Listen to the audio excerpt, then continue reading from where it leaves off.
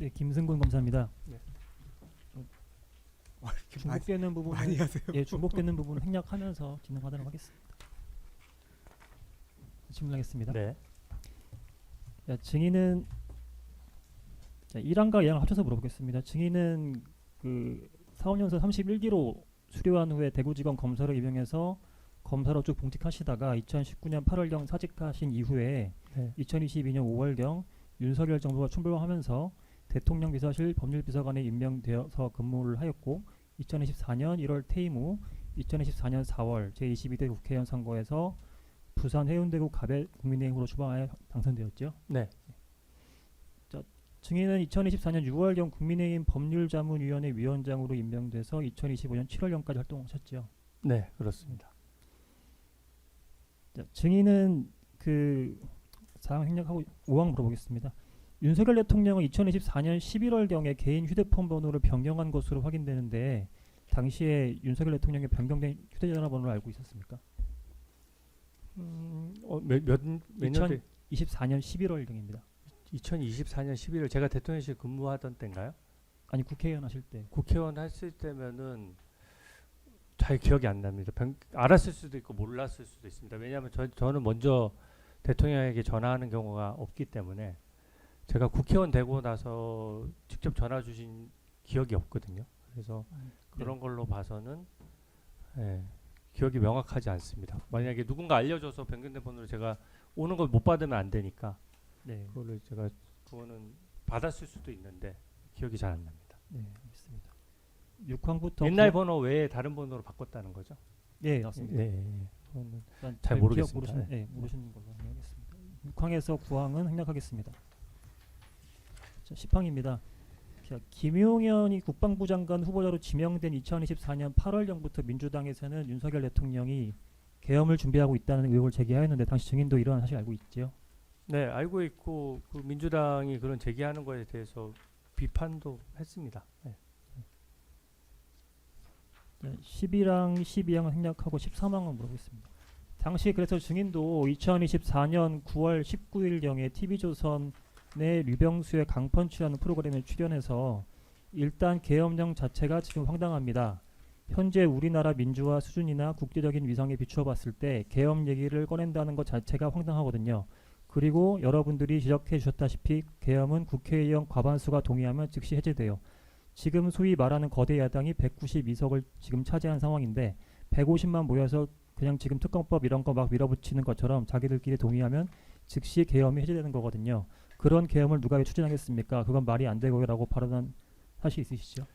예, 당시 김민석 그 의원이 주장했을 때는 그러니까 뭔가 앞에 전제 조건이 붙었어요. 그러니까 비상계엄이 뭔가 독재를 위한 혹은 또 개인의 사적인 그런 걸 위한 계엄이 있을 거라는 식으로 얘기를 했는데 그 근거를 밝히지 않아서 제가 그 점을 지적한 겁니다. 지금 어떤 특별한 사유가 발생하지 않는 한 비상계엄 자체를 열 수 있는 구체적인 지금 정황이나 정보가 없는데 그것을 야당 의원이지만 어떻게 근거 없이 그런 의혹을 제기하느냐 하는 점이 하나 있었고, 두 번째는 이번에도 나왔다시피 이 비상계엄은 해제 요건이 특별 가중 요건이 아니라 150석이지 않습니까? 그러니까 그냥 민주당으로서도 너무 쉽게 해제를 할 수 있는 상황이어서 현실적으로 비상계엄이 벌어져도 즉시 해제가 가능하기 때문에 저는 가능성이 매우 낮다라고 생각하고 있었습니다.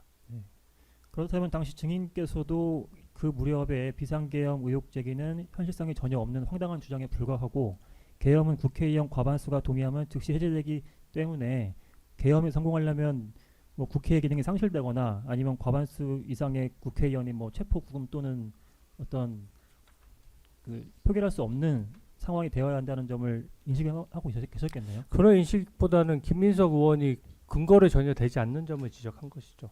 어떤 아무런 근거가 없었어요. 내가 어디서 들었는데 그렇다더라 이런 얘기였거든요. 그러니까 여당 의원인 저로서는 근거도 없이 느닷없이 그런 의혹을 제기하느냐. 그리고 민주당은 150석 넘는데 그걸 본인들이 해제하면 되지 근거도 없이 의혹 제기하는 것은 부당하다는 취지였습니다. 15항은 제시하지 않고 여쭤보겠습니다.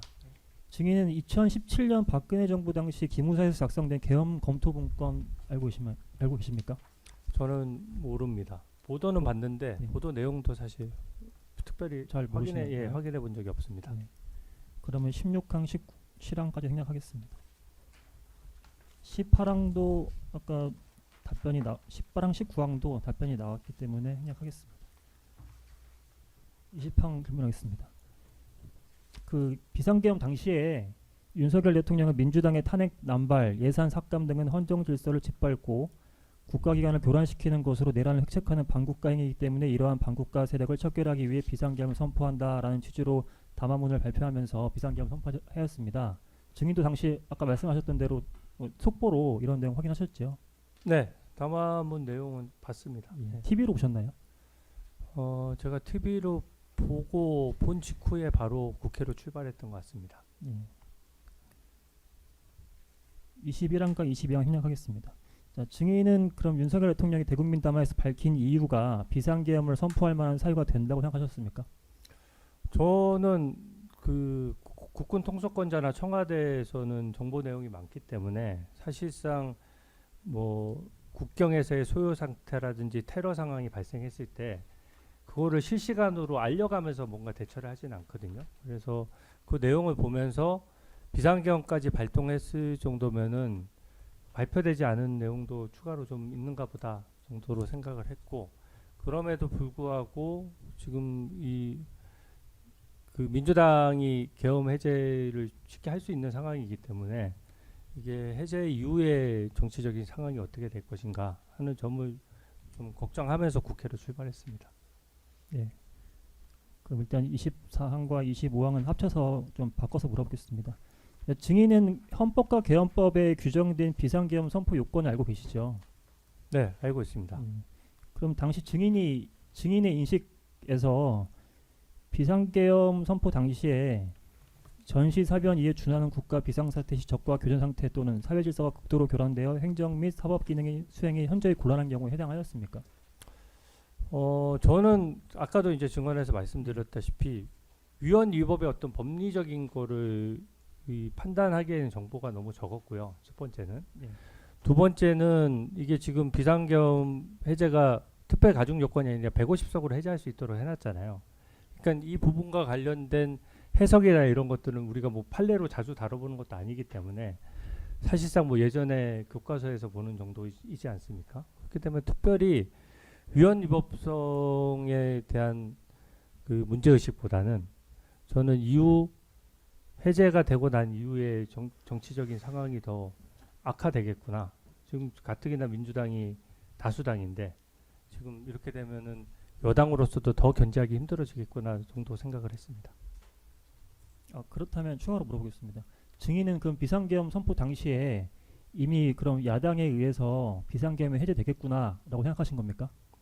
어느 정도 해제 가능성이 높다고 봤습니다. 그리고 저도 국회로 가서 국민의힘 의원들도 그 단톡 텔레방에 보면은 이미 조금 그 해제를 해야 된다고 생각하는 의원들 생각이 좀 엿보이는 텔레그램도 있었거든요.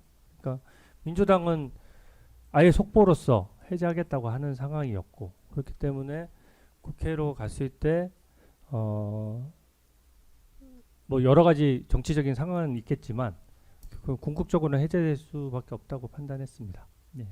26항입니다. 자, 증인은 국회의원으로 당선되기 직전에 대통령실에서 법률비서관으로 근무하셨는데 네. 비상계엄 선포 이후에 그 선포 경위를 알아보기 위해서 대통령실 관계자에게 연락을 한 사실이 있습니까?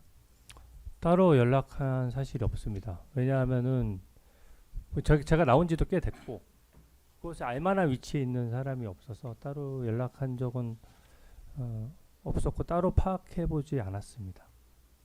네. 이미 해제가 돼버렸기 때문에. 그러니까 해제하시기 전까지 해제된 게 전까지 과정 중에서 해제가 되기 전까지 알아보지 몇 시간이었는데요. 그 시간 네. 내에서도 뭐 저는 비서관이었고 밑에 행정관들밖에 없었고 제가 같이 근무했던 행정관들 거의 다 나온 상황이었거든요. 제가 기억이 불분명해서 한두 명한테 전화했을 가능성이 없는 건 아닌데 어쨌든 의미 있는 얘기를 못 들었어요. 네. 그래서 의미 있는 얘기가 들었으면은 제가 바로 여러 의원들한테 공유를 했을 겁니다. 근데 당시에 그냥 딱 담화문 나온 거 외에는 아무 정보가 없었습니다. 27항을 생략하겠습니다. 28항을 물어보겠습니다. 제시하지 않고 물어보겠습니다. 한동훈 당대표는 비상계엄이 선포되고 나서 약 20분이 경과한 12월 3일 22시 48분경 언론을 통해서 대통령 비상계엄 선포 잘못된 것 국민과 함께 막겠다는 입장을 밝혔는데 증인도 이런 한동훈 당대표의 입장 확인하셨습니까? 네, 속보로 봤습니다. 29항도 제시하지 않고 여쭤보겠습니다. 이러한 한동훈 당대표의 입장이 그 국민의힘 그 텔레그램 단체 채팅방에도 그 게시가 됐죠. 네, 그것도 보셨죠? 예, 봤습니다. 그때는 텔레그램 방은 계속 보던 때니까요. 예.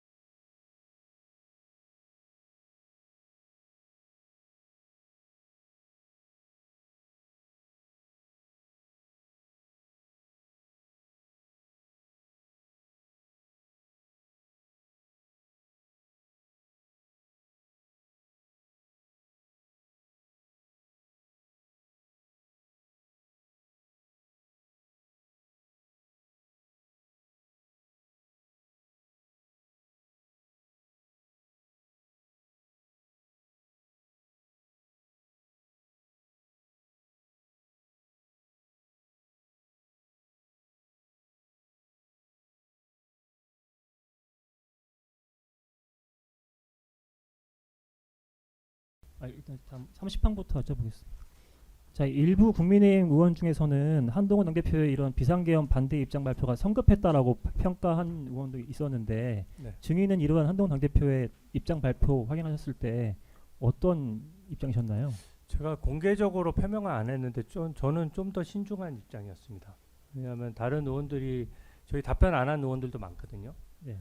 제가 뭐 다 의논을 해본 건 아니지만 제가 개별 의원을 특정은 못해도 대화를 나눌 때 지금 담화문 외에 어떤 사정이 있는지 또 그게 그 정치적인 사유로서 국민들에게 납득이 될 것이냐 이런 부분에 대해서 얘기를 나누는 의원들이 많았고요. 그렇기 때문에 저는 실제로 계속 신중한 입장을 견지하다가 그래서 그 민주당이 150석 되는지를 제가 본회의장에서 계속 본 겁니다.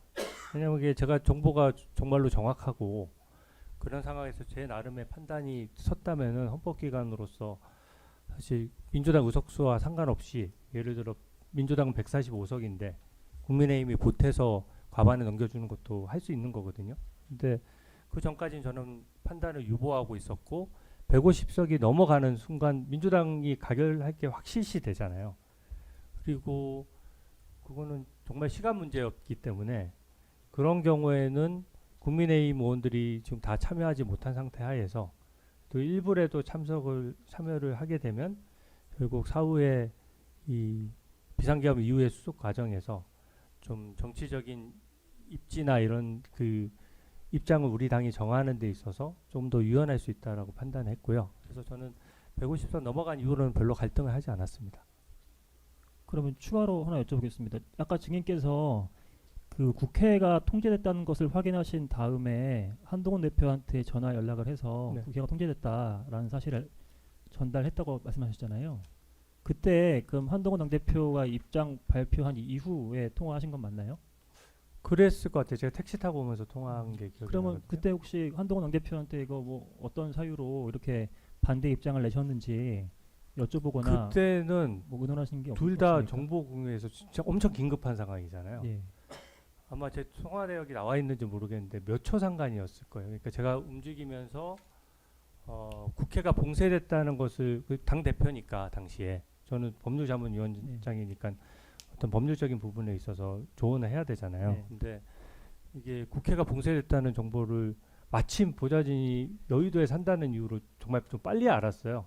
그래서 제가 텔레그램 방에 국회가 봉쇄된 것 같다는 것도 아마 글을 제가 올린 게 있을 거예요. 근데 그 무렵에 통화가 짧게 이루어진 겁니다. 그래서 그거를 알려주고 나서 아마 빨리 끊고 나서 바로 당사 공지 이 변경이 이루어졌거든요. 예. 그래서 저는 당 대표 차원에서 내가 국회가 막혀 있다는 거 빨리 알려줘서